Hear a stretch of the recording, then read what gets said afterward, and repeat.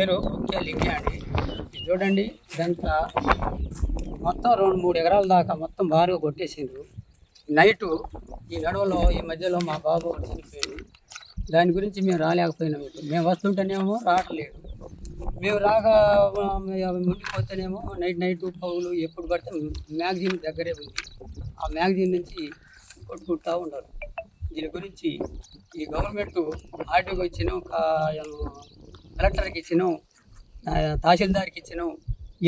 ప్రతి సంవత్సరం 2018 నుంచి 19, 20, 21, 22, 23, 22లో ఇక్కడ నేను 2 జేసీబీలు పెట్టి మాసేలో కింద ఈ మట్టి మునిగిపోతుందని ఆ మట్టి మొత్తం పైకి దోలిన 2000 ట్రిప్పులు మట్టి మొత్తం ఎత్తుకొని పోయారు. 2022లో పబ్లిక్ మీటింగ్ గుళ్ళపల్లి కోరి మైనింగ్ గురించి ఆడ నన్ను కేసులో పెట్టేసి ఆ మట్టి మొత్తం ఎత్తుకొని పోయారు. నైట్ ఎత్తారు, పగులు ఎత్తారు. నేను ఇటు కేసులో ఉన్నాం. ఆడ జరిగిపోయింది. ఈ భూమి ఏటి నుంచి కాదు, తాతల ముత్తాతల నుంచి మా తాతండ్రులు మా కాడి నుంచి తండ దగ్గరే ఈ భూమి వాళ్ళు ఈ కబ్జా వారసత్వం వచ్చిన భూమి వాళ్ళు దీంట్లో కలుపుకోవాలని చెప్పి కట్టేసినప్పటి నుంచి ఒక నీళ్ళ కట్ట వేసారు. ఆ నీళ్ళ కట్ట నుంచి కూడా వాళ్ళు మాకు తిప్పలు పెడుతున్నారు. 2018 నుంచి ఇంత తిప్పలు పెడుతున్నారు.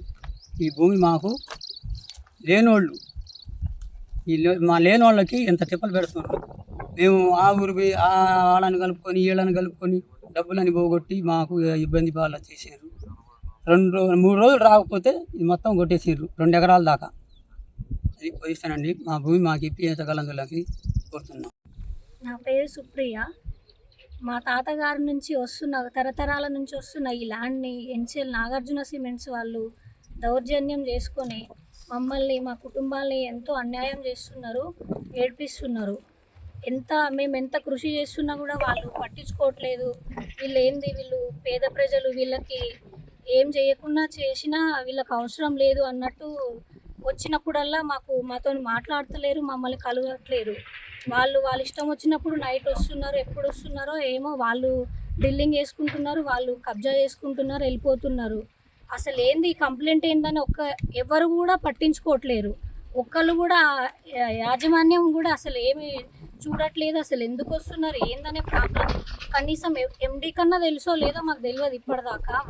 వాళ్ళకి తెలుస్తున్నారు. ఆ సూపర్వైజర్లన్నా మేనేజర్లన్నా పైదాకా పోనిస్తున్నారో లేదో తెలియదు.